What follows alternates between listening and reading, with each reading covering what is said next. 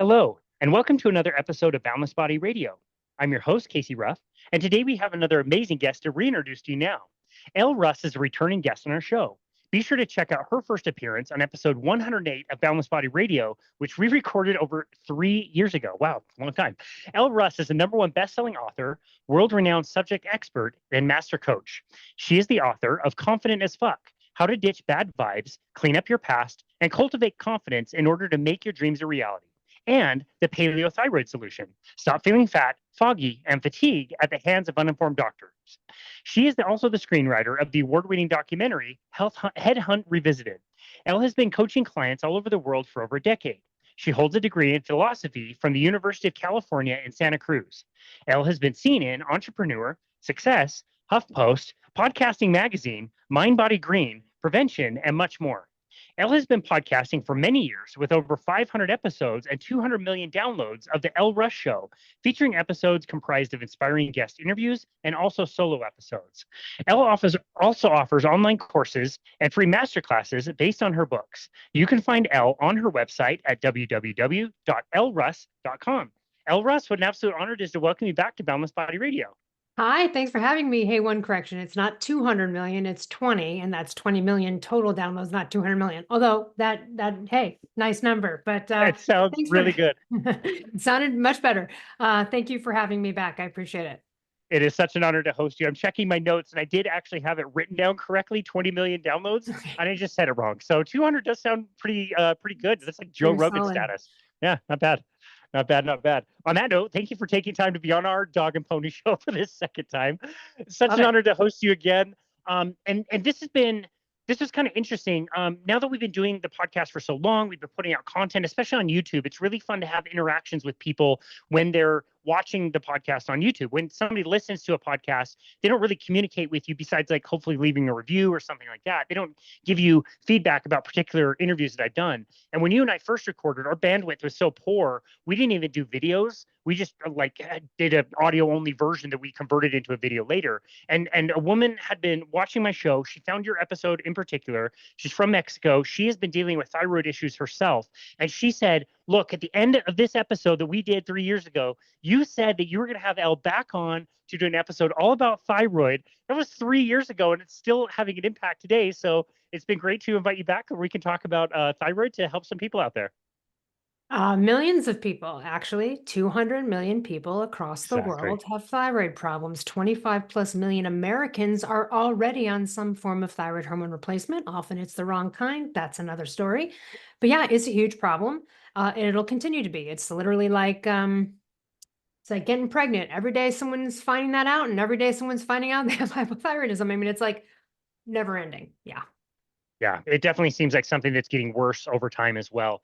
And just since it's been so long since we've had you on, it would be great to review your kind of history and how thyroid became a passion of yours, because this was not necessarily something that you wanted to do professionally. You were into, screenwriting and doing lots of acting and that kind of thing. So tell us about your journey into health and how this eventually led you to really correct your own thyroid issues yourself. Yeah, I think like a lot of health authors and people out there, like that classic saying, your test becomes your testimony kind of thing, when you are left in the dust by a bunch of doctors and you have nothing but your own brain, body, and, devices to go figure it out. It's a really lonely place to be. And I think after that, it's something very passionate. You want to go share with the world, particularly when you're like, why couldn't doctors help me? Because that's, I think, the most frustrating part about it. So what I always say, and I'm going to start off and say this to everyone listening, and if you have any friends or you're listening and they have a thyroid problem, please send this to them, is that even if you've been suffering for 10 years, 20 years, it doesn't matter. There's only two reasons why people are suffering. The first one is you're dealing with an uninformed doctor who doesn't understand how to help fix you. What could that look like? They're not testing you correctly. They're not testing you and assessing your labs correctly. They're not testing you, assessing correctly. They may be testing you correctly, assessing you correctly, but then maybe they're not treating you correctly. There's all sorts of stages of which they can fail along this road. And it's because they just weren't taught that in a way. It's just old, outdated 1973 thyroid protocols. And only the ones that are going above and beyond their training, the ones that truly care, and usually those are the ones that aren't involved with insurance companies because they give more than 15 minutes to their patients. And those are the people that are more in the know. But the bottom line is that the best-selling thyroid books have been written by thyroid patients like me because we know how it feels. We know how these hormones feel. We understand how it works, and we understand all of the connections and problems that can come up. So I don't care that you've been suffering for 10 years. You could have gone to the Mayo Clinic. You could have spent $200,000 like someone I know to not get any help. And then I look at the labs from the Mayo Clinic and the Cleveland Clinic. They took the right thyroid test. They were all disasters. No one said a thing about the thyroid. No one treated thyroid. She's dead now. So, listen, it's not a joke. You can pour all the money you can in because we think, well, it's the Cleveland Clinic, but it's this doctor who went to Harvard. It really doesn't matter. I could debate Harvard doctors all day long on this topic, and they'd be like, I don't even know what she's saying. Do you know what I mean? Because it's just they're indoctrinated into a certain way of thinking, and it's just old school. So the ones that are in the know are like the functional medicine doctors, the doctors of osteopathic medicine, anti-aging doctors, usually chiropractors are somewhat knowledgeable about this as well, but they can't prescribe. So those are the type of doctors you're looking for. And I have a free thyroid guide. You can just go to freethyroidguide.com, and in there it gives you like, hey, how to call a doctor's office and kind of try to suss out if they know what they're talking about. Now, it's not foolproof, you know what I mean? But it's enough information because if they do answer questions in a certain way, you can go, oh, F this one. Fuck that. I'm not going to that dumbass. And you can just hang up the phone. It doesn't mean you're not going to waste appointment. But what I went through was like, even though I had good insurance at the time, I busted through all the copays. Like I kept wasting money just showing up at offices without pre-screening, calling the nurse, asking a couple questions. So that's all in my free thyroid guide as well, and the list of tests to get and all the stuff. So I know that's a lot to start off with, but at the end of the day, no one could help me. I live in Los Angeles. I went to over 24 endocrinologists and experts, and I was like, you got to be kidding me. And I finally took things into my own hands. At the time, there were no podcasts. There was no internet, like no one was having social media. And so I didn't really have a lot of resources. And I had to figure this out on my own and dose myself with thyroid hormones on my own that I had to order from another country. Like, what are we doing? I don't live in a third world country. I'm in the United States. Like, what's happening? And I'm ordering from Mexico and, other places. And I had to dose myself back. I literally doctored myself back to health. And it's frightening. It's absolutely frightening. But as a result, I'm an expert. So, I mean, like, okay, well, and then I just couldn't stop shouting it from the rooftops, and everyone and their mother showed up in my life with thyroid problems. And then, the rest is history. Yeah. Okay. So this is maybe very obvious, but one question I have is why aren't doctors taught this? I believe you referred to them in the past as dumb doctors, affectionately, of course. No disrespect to any of the doctors out there. No, It's a system. Yeah, it's just a system that they're in. But what is it about thyroid specifically that they just are not given the proper education? They weren't given the proper education to help you. Well, because I guess the medical community would have to catch on in a large way in order to change what's in the textbooks. So the way that they teach about thyroid, look, even my own doctor, the doctor on my book, Dr. Gary Forsman, who knows what I know, and he vouches for me. That's why I have him on the book. He will say, he goes, look, I was probably hurting patients by treating them the wrong way. I didn't know better either because we weren't taught. We were taught that this is the thing you look at, and this is the thing you dose with, and this is all you look at. So when he kept having patients coming to him complaining, even though they were on thyroid hormone, and he was like, well, why isn't this working? I mean, the books are just telling me to keep right. He had to do what I did, which was like, let me geek out on this and take an extra look. Now, God bless him. Thank God he did. That's a functional medicine doctor who's not associated with insurance companies, who has the time and the fortitude and the wherewithal to be able to do this. And he went, he figured it out. And then he was like, oh my God, I didn't know I was doing this wrong.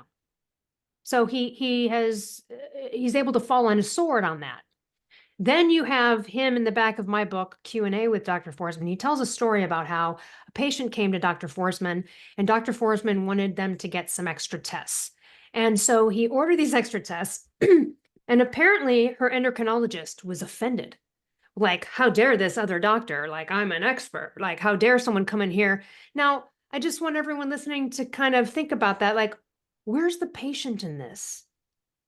What is it, like ego? Like, what are we in a fucking cockfighting? What are we doing here? Like, it's just, But because the endocrinologist probably didn't know what the tests were that Dr. Forsman was asking, he was probably just too embarrassed to admit that he didn't know. So, ego comes into this, and also it's an indoctrination to some degree. I mean, Dr. Forsman will tell you that. He will say it's being indoctrinated. So the doctor's thinking, I spent all the money, I learned everything I know, and I went to Harvard, I spent 10 years. How can I not know? And then someone comes along and it's like, my doctor said, it's like asking a rabbi to do Hail Marys. It's just, they're like, that's not even in our, they don't, you ask them about T3 and they'll be like, it doesn't matter. Like they don't, again, they just have to look outside the box. Thank God Dr. Forsman did. And he did because patients were complaining. But what happens now is the ego uninformed doc, not the uninformed doc like Gary used to be, right? Like he used to be the doc that was like, oh, I think I am uninformed. Maybe I should figure this out. These guys, they just keep going. And so what happens is that they'll put someone on thyroid medication. It's not the right type. It's not the right dose. It's not the right whatever. And then the person's still having symptoms. And so the doctor's chalking it up to other things. They're going, oh, well, you have depression. Well, we'll give you some Prozac. Oh, yeah. And it's all related to the thyroid. So this happens over and over again. It's endless. It's endless every day in my inbox, emails. My endocrinologist said this. They said I don't have a problem. They said this. And they're always wrong. Wow. They're always wrong. And they shouldn't be. And I shouldn't know better than a doctor. Yeah. Yeah, I mean, it was reading Dr. Ken Berry's testimonial about your book, where he's like, Elle is not a doctor, but ironically, she knows more than 95% of doctors about this topic. This isn't what you set out to do. You didn't one day wake up and think like, oh, I'm going to go learn about thyroid and be a thyroid coach to all the doctors. It's like you were put in that position and you had to go out there and learn. And so, yeah, I have so much respect for doctors like Dr. Forsman for going out and yourself. And, some of these doctors are realizing, yes, I'm misinformed or uninformed, so let me get some different information. That would be very intimidating. And yeah, if I had a doctor's degree, I'd probably do the same thing and say like, well, I paid for all this education. I'm the smartest guy out there. I've got the white lab coat. I don't need to go learn anything else from actresses. Right. From some nobody with like a philosophy degree. Like, what's she good for? Basket weaving? I mean, that's literally like probably the opinion. And I had this happen to me recently. So I don't deal with my regular insurance doctor for anything that's important. You know what I mean? I call Dr. Forsman for, HRT, or if I had wanted to, he prescribes me my thyroid. Like I just don't rely on dumb doctors for this stuff anymore. But I still go into the insurance doctor for like the mammogram, the thing, you get your blood work, whatever. Okay. So I go into a new one recently.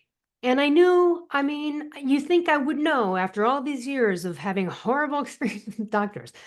I go in there, her bedside manner was fucking disaster. Okay, like this needs to change right off the bat. No one's even looking at you, talk to you. They literally are just like, what the fuck do you want? I know everything, and who do you think you are, right?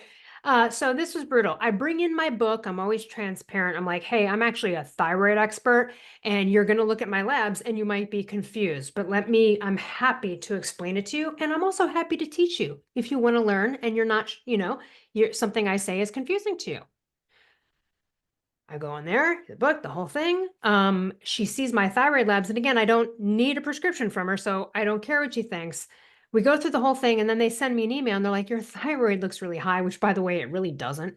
And she's like, we think that maybe you're, and I just was like, boy, when are, she couldn't have said, hey, I saw your book and I'm confused about your thyroid. Instead, I said, and she goes, then she wrote, but that's not really my area. It should be every doctor's area. If I can do it, every single MD should be able to fix everyone's thyroid problem. This shit is not complicated. It's not complicated. Wow. Well, I love that. This is not my strongest topic, so I'm really excited to talk about this with you. You may have to jump in and make sure that I'm asking the right questions in the right way, because again, this is not my strength. But let's start out with just what is the thyroid? What does it do? What is it responsible for? Let's start with that and how it relates to other systems in the body. Yeah. So everybody, if you're watching and if you're not, your thyroid gland is at the bottom of your neck. If you are a man, it's below your Adam's apple. And it's a butterfly shaped gland. and it is the master gland of the human body. Not because I say so, just it is. And the reason it's the master gland is because it is in control of a ton of very important things. It's in control of your the production and regulation of all of your sex hormones. Hello. It is in charge of your like neurotransmitters in your brain and like how you think. It's in charge of your heart rate. It's in charge of your body temperature. These are all extremely important things as a human being. You know, we are Goldilocks, not too hot and not too cold. Humans are 98.6 roughly in the afternoon, and maybe a lizard has its own different set of thermodynamics, right? But like this is where we're at.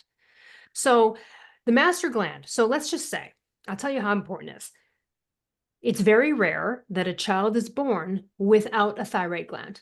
But when that happens, if they don't catch it right away, they're dead and or brain dead or intellectually disabled.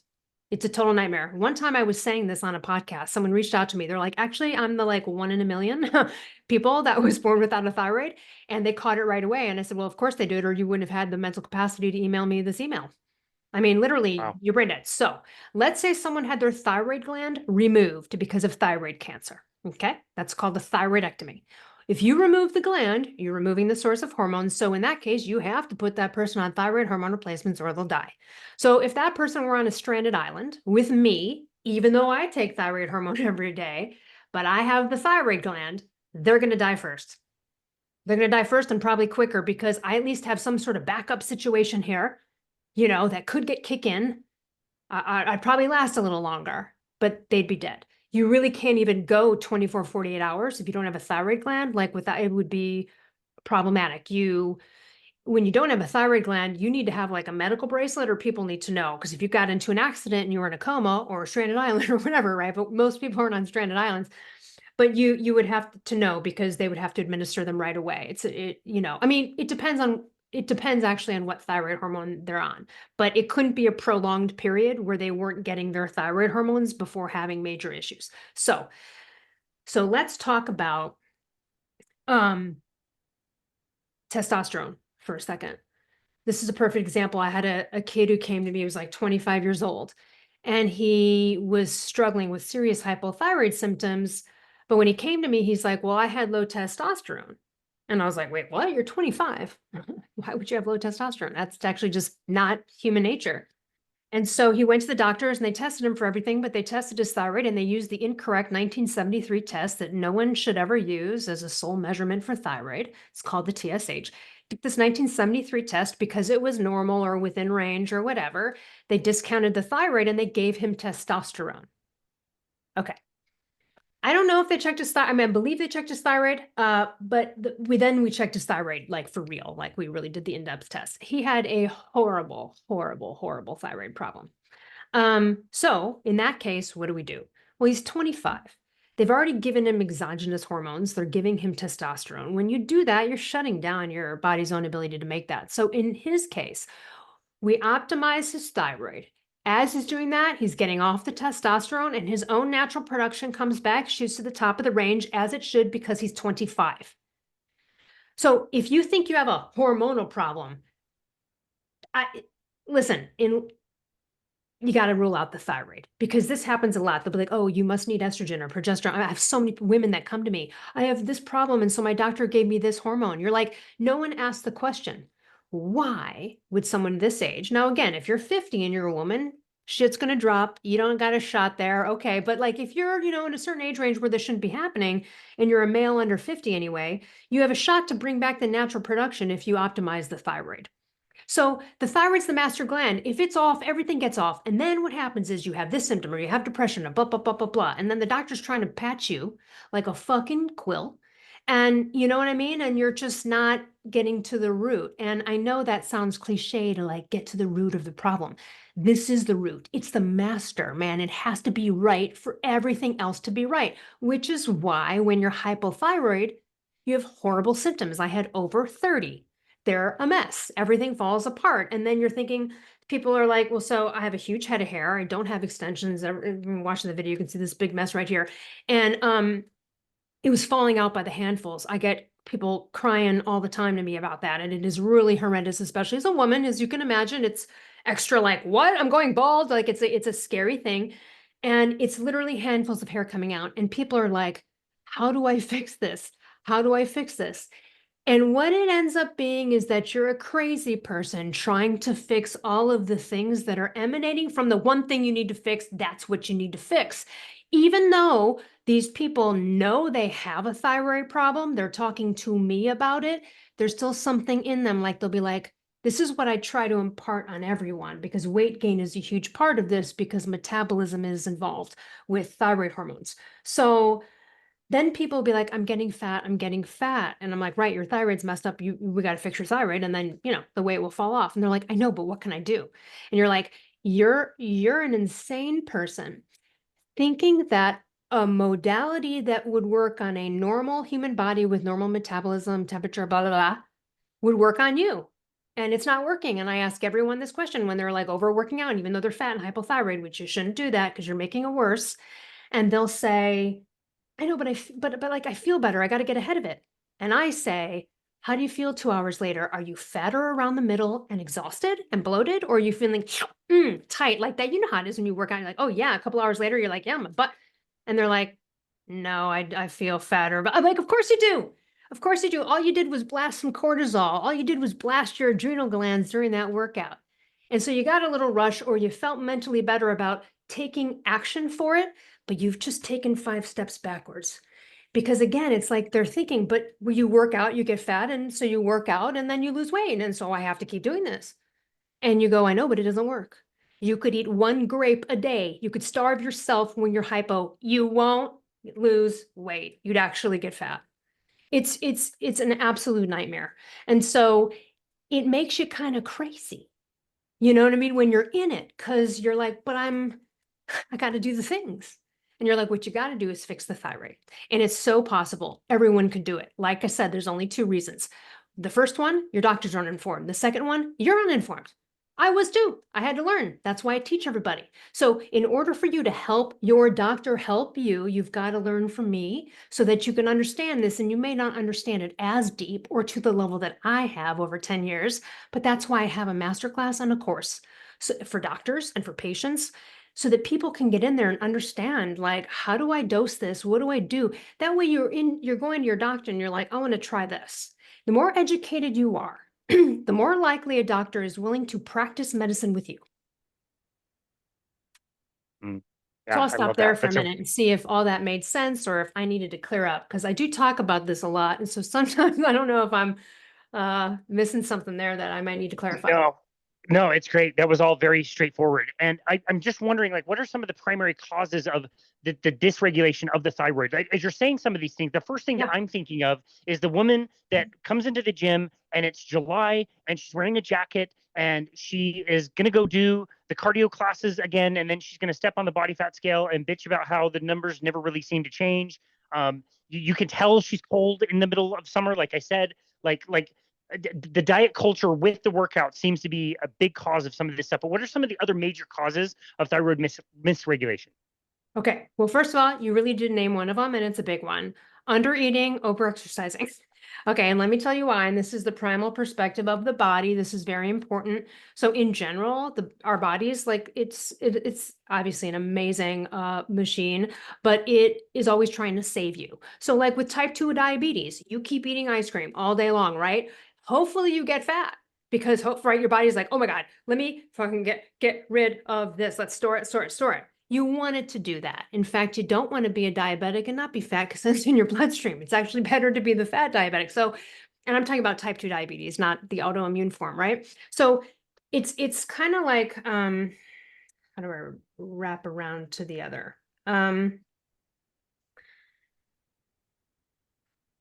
Your body's trying to save you at any given moment. So if you are over exercising and under eating, or you're on the wrong paradigm, like you're doing low carb and low fat, which I did that, total disaster.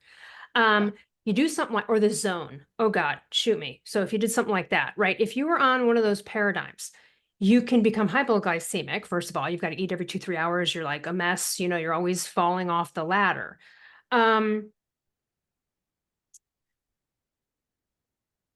want to bring a couple things up on this. When you're under eating and over exercising, It's almost like what we call it, it's euthyroid sick syndrome is really what it is, which is like starvation.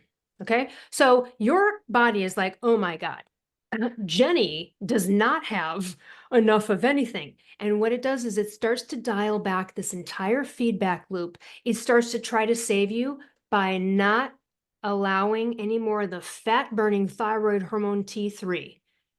Because again, it's like and then what does that do? Screws up so that you can't get pregnant, because one of the biggest symptoms of hypothyroidism is anything gynecological, male or, female testosterone, male testosterone erections and stuff like that. So anything that's manifested like that, like PCOS or, miscarriages, infertility, fibroids, any of that kind of stuff. And so it's almost like, and I know this sounds really crazy to say, but it's almost like the body's like, Jenny can't have a baby right now. That's why it would dial your testosterone, but we don't want to make him horny to go like procreate. He doesn't have enough. He's not going to survive this. So in a way, even though it sucks, it is really your body trying to save you, even though it feels like it's failing you. But you're the one actually failing it. I'm not blaming people for thyroid problems. I don't know why the hell I got one. I mean, I could look at a few factors like the one I just told you. I was overexercising and I was on the wrong eating paradigm. But later on, I had just selenium deficiency. There's other things that can be involved in why it would cause. All right. So starvation, overexercising, a lot of bikini competitors come to me. The women that have gone to that level and they're like, oh, shit, I screwed up my thyroid. And you're like, well, I'm not shocked and let's bring it back. So, so some athletes, some super athletes, if they're not doing it right. The other big one though is mold. So toxic, like if you lived in a house with black mold, you could actually get Hashimoto's, which is an autoimmune disease. And that autoimmune disease affects the thyroid. It's a thyroid autoimmune disease autoimmune disease. And I have several clients who this has happened to. It actually even happened to Dave Asprey, the founder of Bulletproof. He doesn't have it anymore, but that's how he got Hashimoto's. So this has happened to many people where suddenly they have thyroid problems and Hashimoto's, but the story is like, we just moved out of a house or that was like had mold. So that's one. Nutrient deficiencies, like I said, selenium is very important in the conversion of one thyroid hormone to the other. There are great thyroid support formulas. If you're out there and you're like, oh my God, I don't want a thyroid problem. Okay, well, the way to prevent that might be going and getting a, thyroid support formula. I love Pure Encapsulations brand on that one. They do a great job. You could just do something like that. And that has some selenium, some like L-tyrosine and some other nutrients, ashwagandha, just some good stuff in there to support everything. Some iodine, minuscule amounts. And then, of course, radiation. So hopefully you're not going to take a walking tour of Chernobyl. But if you do, you might have a thyroid problem. So that any kind of radiation could absolutely screw your thyroid, which is when someone has hyperthyroidism, an overactive thyroid disorder, much rarer. Usually it's ignited by Graves' disease, which is an autoimmune form of that, but hyperthyroidism, that can be a disaster. If you can't treat it by all of the natural ways and methods that myself or Dr. Forsman in particular would probably do with the patient, then at that point, sometimes it's something you want to avoid. Okay. First of all, you don't want to remove the gland unless you absolutely freaking have to. Okay. You want the gland, but what they do with those people is they blast their thyroids with radioactive iodine. So they essentially make they make you hypothyroid because that's safer than being hyper. So hypo is slow, hyper is fast, and we're Goldilocks. So hypo is slow heart rate, slow, sluggish, constipated, cold, freezing, slow, nothing's working, you can't, right? And hyper is too much. You're pooping a lot, you're hot, your hands and feet are hot, you're like, sometimes you have bug eyes. Your appetite is so much more because it's not necessarily hyper though. That's the thing. People misunderstand. You would think I was hyperthyroid right now if you were to be like, oh, she seems like she's got a lot of energy. It's not. Hyperthyroidism is exhausting. People have such a misconception that T3 thyroid hormone, even though it is an energy hormone, is somehow like coffee or cocaine, and it's totally not. If you do too much, this is why it can't be a drug of abuse, because it'll screw you in the end. So this is what the bodybuilders do before a competition. They're like, let me take a bunch of thyroid hormone T3, the fat burning thyroid hormone. They take a bunch of it before a competition to lose fat. But then they have to do a bunch of other drugs to offset the catabolic nature of too much of that. Not too hot, not too cold, not too much, not too little. And so hyper is very dangerous because of how it affects your heart. And if you can't control that, that person could be bound to have a heart attack. So you might start off with beta blockers for that person just to like get the heart down. Then there's a medication called mifrazotone. I don't even mifrazotone, melprazotone. I don't even know. I've got to look at it again. I haven't looked at it in a while. Milfrazotone. Gosh, I'll have to look it up. That's for hyper, and then they would go down that road, and then if things didn't work and resolve, and diet is a big part of this. So again, we don't want it imbalanced either way. If you have too much, you will get exhausted because you're hypermetabolic. And let me just share something that Mark Sisson always used to talk about. He'd go to the gym and there'd be like a guy jamming on like like on the cycle machine. And Mark would be like, oh my God, what are you training for? And they'd be like, I just love to eat or whatever, like trying to like get past the training of it. And why did I bring that up? I brought that up for a very specific reason.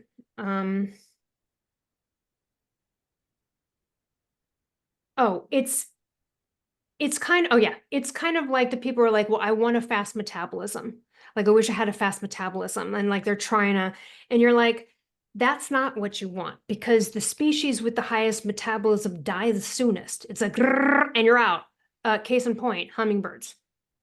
That's sort of like the thing, it's not only the person trying to, right? Like, I'm going to try to get a good metabolism, but also I really want to eat. So I'm going to work this hard to try to like shove in all this stuff that's still going to do damage on the back end, even though you think you're doing, you're burning it. You're still antagonizing. And let me get into that right away for people who just don't understand what I'm talking about. So why would a pro athlete who has a perfect body have terrible like insulin scores and be pre-diabetic? Because a lot of them are. The reason is because the pancreas that releases insulin does not want to get punched all the time. And when you are one of these pro athletes, if you're on one of these old ass eating paradigms, then you wake up and you might have 100 grams of carbohydrates already just in a shake. Then you go on a run, you're depleting it. You eat the carbs, you burn it. You eat the carbs, you burn it. You eat the carbs, you burn it. So you think that that's the way to do it. That's why you have the good body. The reason you're not getting away with it on the back end is because the pancreas is like, fuck you, man. Stop poking me. We're tired. The adrenals do the same thing. Stop poking me. That's why when you work out and you're hypothyroid, the only energy you have to go on is the adrenals, and then they exhaust themselves. You get adrenal fatigue because they're like, fuck you. So that's why you don't get away with it. And so it's kind of like a similar thing. You don't want a fast metabolism. You want to be just right. You want to optimize your metabolism, and the way to do that is to optimize your thyroid. This is the only thing that burns fat. It's the only thing that releases a fat burning component in our body. Without it, you can't burn fat too much, you burn too fat. It's the only thing you got. If you want to burn fat, you have to optimize the thyroid.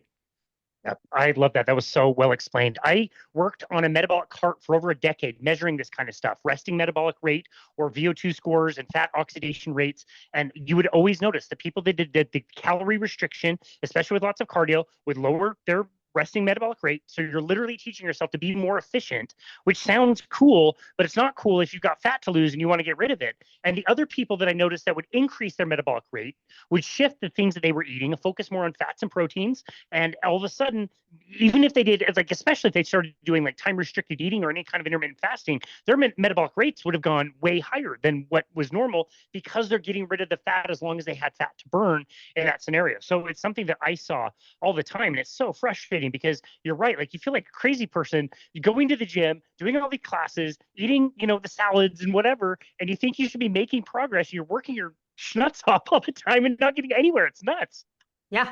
Or when I was on that, like, eat every 2-3 hours zone, or whatever, I was doing like low fat, low carb disaster, I had an absolute I had hangry melt, like it was horrible. I'd be driving just 45 minutes home. I couldn't even handle it. My brain felt like empty and hurting, and I'm just like dying and I'm gonna murder someone.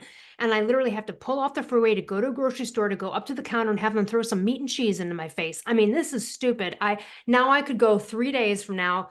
I haven't even eaten today yet. It's 1 o'clock. I could probably go for the next few days and be fine and forever because I'm fat adapted because I have switched that. You know this, and that's what your deal is about.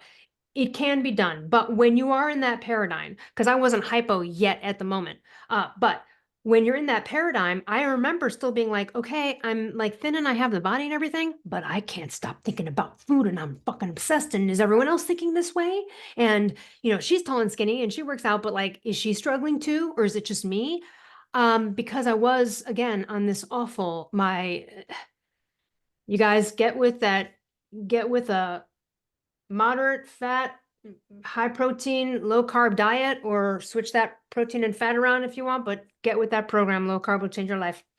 Yeah, I couldn't agree more. And on that note, I mean, we mentioned all the things like the dieting, you mentioned mold and all these other things. What foods are you the most suspect of? Is it obviously like the main Grains, ones like grains, yeah, gluten. ultra processed foods? Are there others like even like plant toxins that some people talk about, like high oxalate things? Are those things that you typically tend to see, or is that less of what you would be more concerned about? It's less that I'd be concerned about, but it's an Cool. individual. Like I have issues with foods high in sulfur. I have some histamine issues, but I know someone else that has it like 10 times worse than me. For me, it's only a few things, right? So obviously this is individual. I've been on shows and people talk about broccoli being a problem and these raw cruciferous vegetables having thyroid properties. Listen, I'm not saying that some things can show that. Would I eat raw cruciferous vegetables while you are struggling with a thyroid problem? Maybe you just avoid that. Okay, maybe cook them. Um, Paul Saladino would say that even if you cook them, it still has these components in it. I've never had a problem. Do you know what I mean? I really don't think, unless it's something personal to you, that it's a big deal. But if you are shoving a ton of cruciferous, maybe you need to just switch it up. Maybe you need to switch up get some lettuces, get some arugula over here, and maybe switch it up. It's the same thing with fat. I love saturated fat. There's nothing wrong with it, and I eat beef ribs and everything else. But I also noticed at a time that I was probably too predominantly going for that source of fat, and it was just a conscious thing to be like, I need some more olive oil, and let's right, like, yeah. Well, no, that's great. I think our audience will be pretty happy that they don't need to eat more broccoli. If that's the case, Oh my God, it's fine. no. It's not the Yeah. biggest thing I would worry about either, but yeah, I appreciate that insight. Wheat by far, any kind of grains are the thing that is definitely the Grains, beans, and problematic. legumes, and dairy. Okay. Honestly, those are the worst. Now, if you're to do like heavy whipping cream and coffee or something that's different, butter, different, ghee, different. But especially if you have Hashimoto's, but also if you are healing a thyroid problem, which inherently, because of what it does to your body, is sort of an inflammatory situation. So if you want to help yourself the best you can and prime your body to fix the thyroid problem, you got to get with a primal paleo paradigm. And I don't even say restrict calories, don't do diet stuff. It's just an eating strategy in terms of the choices you're making, right? So one of the hardest things for people is to get off of sugar. And when you are hypothyroid, you don't have any energy from thyroid hormones. So you become like a sugar addict, and it's hard. If you're hypothyroid, okay, and you're suffering right now and your labs suck and you're a mess and you have symptoms, if you've been eating a processed food life, would going primal, paleo, whatever, would it possibly get you out of the situation? Sure, if that's the reason you got in it. But usually that's not it. Food doesn't just sometimes fix it. So I would just, what I would warn people is going to a new dietary paradigm may not solve it, but paleo primal is definitely the start. Even if you don't limit calories, I'd rather have you eat 2 bacon cheeseburgers than eat a bunch of fucking pasta or whatever. Do you know what I mean? Like literally, I would rather have someone overeat fat and protein than, you know what I mean? Even though overeating can be inflammatory. But again, it's like one of the hardest things is desserts and sugar. So what I tell people is, I'm like, look, if you're still struggling with hypothyroidism, you are not going to be able to get fat adapted. The stuff you and I are talking about, you literally cannot. That's why people are like, well, I tried keto. I'm like, yeah, keto doesn't work on a body that, right? Unless you're you're headed towards type 2 diabetes, and you're like, oh no, my thyroid's getting bad and I'm a mess, and then you lock your diet into keto, that could absolutely reduce that thyroid problem because it was induced because of your type 2 diabetes thing. But in general, so it's hard to do this. You can't do it. You have to fix the thyroid first. But the way you can help yourself is like, I did a Instagram live years ago called how to have dessert without being an asshole. And it was like, get yourself a bowl of fresh whipped cream, right? Or coconut whipped cream. Get a can of coconut milk, put it in the fridge after work, a day, take it out, throw it in there, put it in the KitchenAid blender, put some lemon zest in there, whatever, and eat whipped cream and fruit. Maybe that's the first, maybe you need to do that every night. Maybe you overeat fruit and whipped cream. That's okay. I'd rather have you do that than eat the fucking Twinkies or the Entenmann's Danish or whatever it is. So it's like, you can try to, I'd even rather have someone eat a gluten-free bagel with like, butter, jam, and banana. Like, I'd rather even have someone do that than eat a processed packaged thing. Like, again, however you have to kind of wean down or trick yourself. I'm not into the cold turkey stuff when it comes to that. It's like, just replace it, because you're retraining your palate to where after a week, the fruit is sweet. It's not going to be at first, but you know this. And so I'd rather have you overeat the good stuff and overeat fruit every night, or fruit and whipped cream and nuts, or fruit and whipped cream and some paleo granola. I like whatever, make it yummy. I'd rather have you pig out on that, even though it's maybe high caloric with the nuts. I'd rather have that than some awful crap. Do you know what I mean? Totally. Yeah, I do. Totally. It's really bad out there. Like, what people are actually eating is pretty terrible. If you're taking that step of like, yeah, I'm going to have some fruit and whipped cream, that's a great step in the right direction for most people based on what they're normally eating. So I agree with you. And especially the person that has been depleting themselves, is calorie restricted, has been dieting, 2 double cheeseburgers might be exactly what that person needs. Just get a calorie bomb in there to see if we can start to, reverse some of those issues. That's not the quote unquote healthiest thing, but in the beginning, like, absolutely, I would want you to almost like overeat to help kind of restore Right. some of that stuff. I want to ask you about testing, because I know Yeah. this is an entire quagmire, and the answer to this question should be go to your site, No, freethyroidguide.com, to be able to get. Yeah, exactly. That's the answer for sure. But for the listeners, for the people listening, Yes. what are some of the common misconceptions as far as testing the thyroid goes? All right. Well, I would just ask everyone listening, if you suspected you had a thyroid problem, you went and the doctor, quote, tested your thyroid, I would go back to those labs. And I would guarantee that you're still suffering because they only took 1 or 2 tests. And this is the way you can test my expertise. Just go back and look at your blood work. Tell you right now, they only tested TSH, or they only tested TSH and T4. There's 4 more tests. Okay. So yeah, so that's what they do. So when I have clients that come to me and they're like, I've been suffering for years, and they're like, no, my thyroid doctor, it's always the case where they've only tested TSH or TSH and T4. I'm just going to list the tests. Of course, you can get them in my free thyroid guide, but I'll just list them here. If you want to find out, do I or do I not have a thyroid problem? What the hell is going on? And I mean for hypothyroidism. So those would be the hypo symptoms, Graves' disease, another thing. For hypothyroidism, first of all, you always get tested within 2 to 3 hours after waking up. Fasting, but you can drink black coffee, black tea, water. Okay. So I don't care if you're on the late shift and you wake up at 11 a.m. That's fine. But just 2 to 3 hours within waking up. Don't eat, don't work out, don't take supplements, don't take medication. If you take thyroid medication, you take it after the test. Always. So if you're out there and you're like, that's weird, I've always been taking my medication before the test, I would ask this. I won't explain this whole thing, but I would just ask, if you're out there, you would know. Then if you're on T4 only and you're on levothyroxine, it wouldn't be as much of a problem. But if you're on T4, T3, or any medication containing T3 in it, and you took your medication before the test, then you have falsely elevated results and you could be still kept sick because of that. So we just don't. The reason is because 2 of the tests are free T3 and free T4, and I'll go through the list again, so hang in there with me. Free T4, free T3 means what's free, unbound, and available, not what did we just send coursing through our veins because I just swallowed it. By the way, I've done some experiments on myself. So I've gotten tested in the morning without thyroid hormone, and then taken my thyroid hormone, and then went back to the lab and got tested 2 hours later to see where the levels were when it would be peaking. things like that. Kind of some interesting stuff. So here are the tests that you need to get. TSH, free T4, free T3, reverse T3. And then there's 2 more. If you haven't gotten them, you always want to rule out, do I or do I not have Hashimoto's? Because there's a whole different set of shit that can go on for that you would need to know that. You want to rule that out. And there are 2 antibody tests for that. Most doctors only test you for one. You can be positive for one, negative for the other. You got to get both. So just rule it out. Those tests are thyroid peroxidase antibody, or otherwise known as TPO antibody.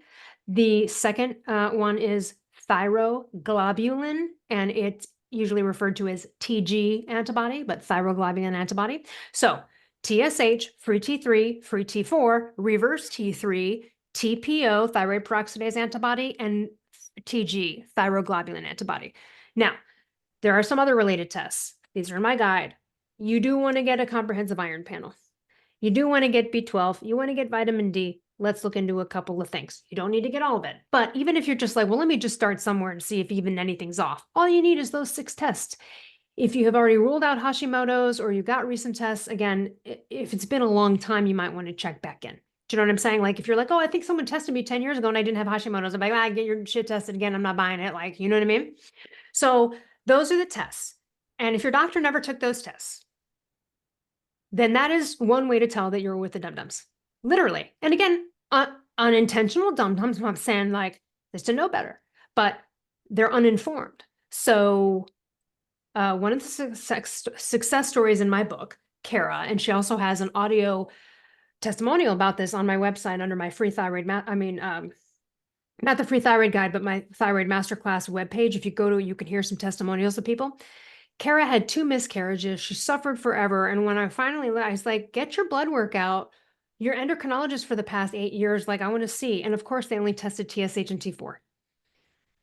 So now, if you want a whole in-depth explanation of all of this and like the thyroid hormones and what labs look like, I have an amazing cheap thyroid masterclass. That's a mini version of my signature ultimate thyroid course, which is a 22-hour thing with doctors and experts and people. But the thyroid masterclass is amazing. And it is really substantial and robust, and it's $27. And that way you also can go, how does she teach this? Do I even need her course? Sometimes that's all people need is the thyroid masterclass. And you'll see a lot of people are like, I've never had my condition explained to me ever, until I went into this masterclass, because you're talking to someone who, I know this stuff. I am a thyroid patient.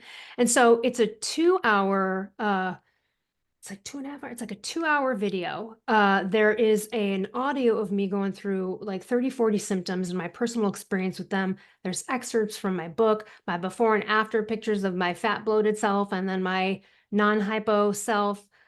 Testimonials, there's paleo recipes in there, my free thyroid guide. So that's a great place if you're like, I don't know anything about this and I like kind of need to wrap my head around it, but I don't want to invest a lot of time or money.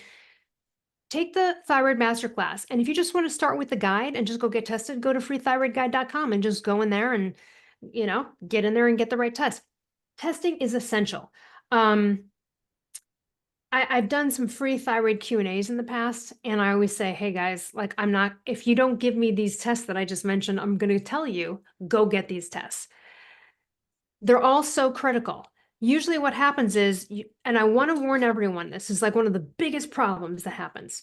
You go to your doctor because you heard me and you're like, hey, bring them this list and they go, oh, okay, yeah, whatever. They fill out the form. They don't check it. They don't ask you. They don't argue with you. They just go, she's dumb. She's not a doctor. I'm not testing that. And they don't test it. So here's what happens. You go to the lab. You trusted that your doctor who said they were going to test you checked that shit on the fucking lab form. They didn't. You go in there. You get your blood taken. You get the results back. You're like, where's the reverse T3? I asked for the reverse T3. And then you're crying to me. And this episode, this is why I bring this up. Because first of all, it feels like gaslighting. It feels really horrible because you're like, why didn't you tell me? Why didn't you say I'm not going to test that instead of trick me and let me just go into the lab and be like, again, because they're like, you don't know anything. You're dumb. I'm not going to, right? So you have to go to the phlebotomist and you have to go, well, you bring in my list and you hand it to the phlebotomist. You go, I need to make sure all of these things are on there. Can you just double check that for me? And if they say, oh, it's missing this and missing that, you walk out. Would you want to go on? You want to go twice in a month to get a needle in your arm? I don't, right? Because you're going to have to go back and you're going to be pissed and you're going to feel wronged. And I'm warning you now, it's going to happen. It happened even when I warned someone just like this and they heard everything I just said and it still happened. Wow. So Wow. please, everybody, don't trust that your doctor has agreed with these things that you're going to test. There's going to be one or two on there that go, you don't need that. Wow. So Well, that's why, yeah, it's so important what your work is doing. So on that note, with treatments and with medications, I think a lot of people have this idea that the food is going to fix everything, the lifestyle is going to fix everything. But it occurs to me that after you've been depleted for so long and the thyroid has taken so much abuse, that may or may not be the case, right? Can you tell us about some of the medications and treatments and how effective they are? sure, there's just thyroid hormones. So literally, I hate calling them medications. I mean, technically it's a prescription, but they're hormones. It's no different than testosterone or estrogen or progesterone, right? They're just hormones that your body needs. And people are usually scared because they're like, I don't want to go on medication. So always tell everyone this.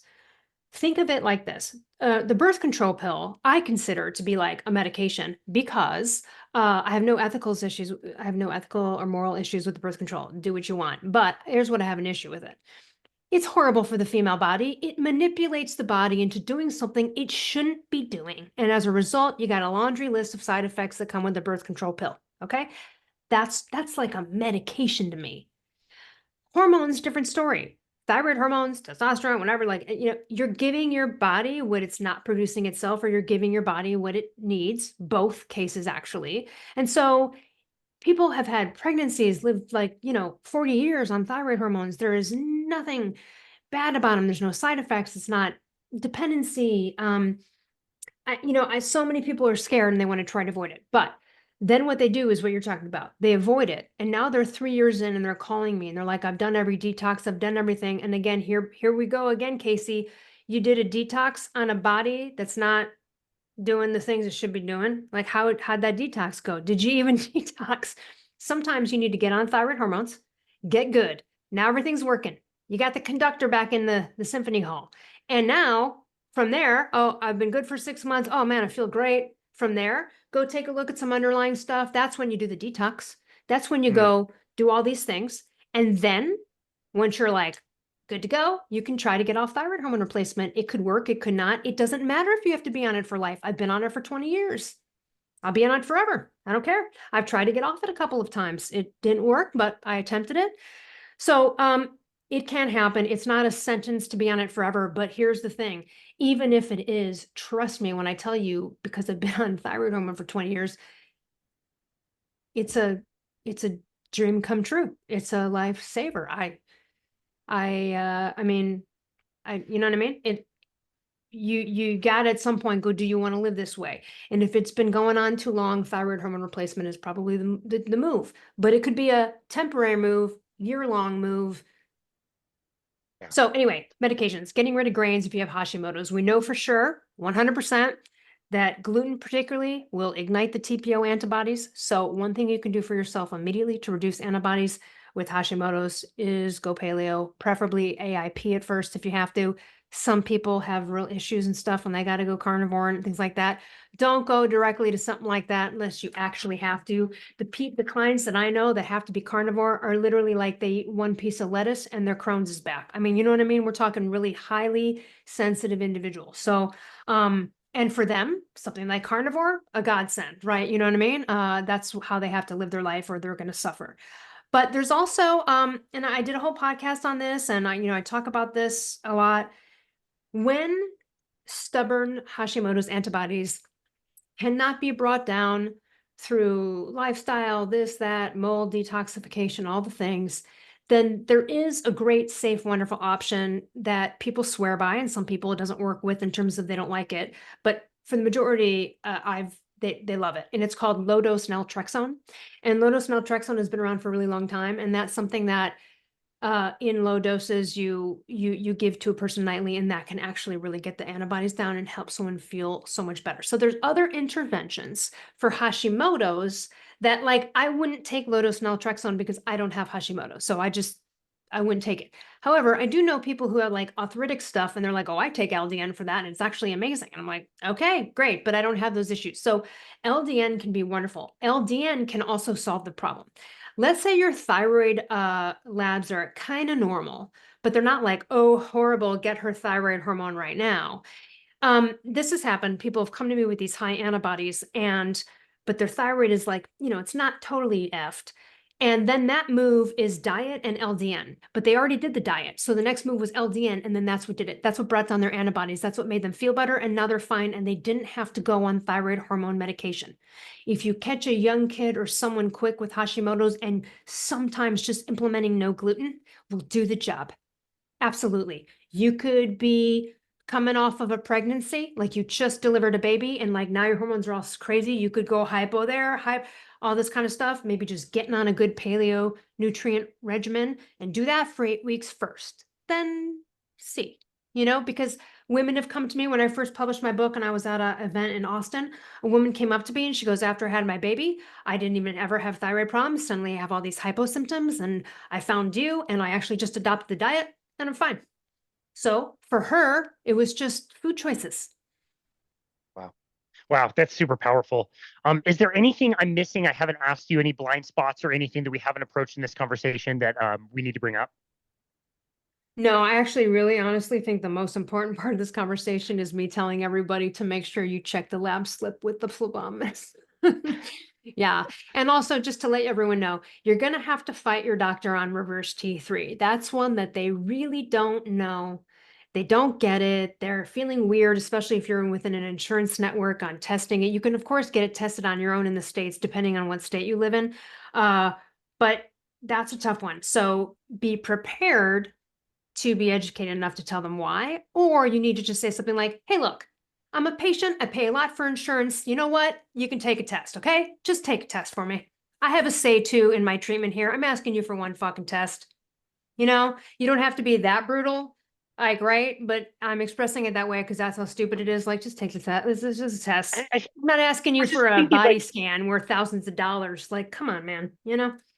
I'm just thinking, like, it's sad that is like the biggest take home thing from this conversation is you have to like stand up to your doctors. It's a little silly that's the thing. You know what I mean? And like can be fixed with $27 buying your course. Like you're right. Like it's so simple. Some of these fixes, like you literally have to like stand up to, your doctor or nurse practitioner or something. It's a little wild. It's well, you know what too? It's a lot of the coaching that I do with my private thyroid clients because they're like, okay, I'm going into my doctor Monday.